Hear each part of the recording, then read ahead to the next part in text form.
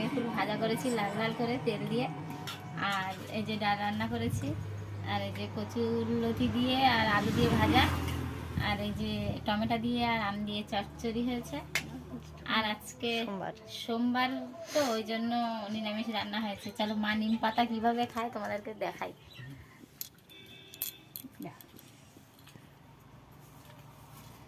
অতটা নিয়ে লাস্টে খেতে না।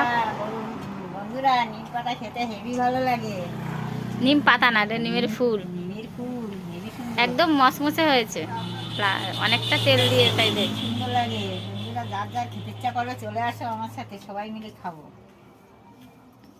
আমি খুব ভালোবাসি এগুলো গরমে। আমি কি একটু টেস্ট করব? হেভি হয়েছে, দেখো। আমি তো সব টুক খাবো। তোমার বাজার দিয়ে এক গাল দাও দেখি কেমন।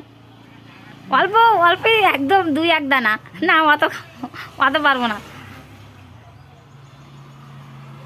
যদি লাস্টে কিছু হয়ে যায়।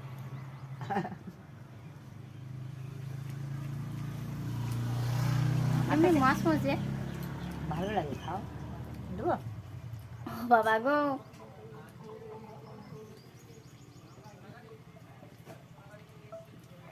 কি কুর্তি তো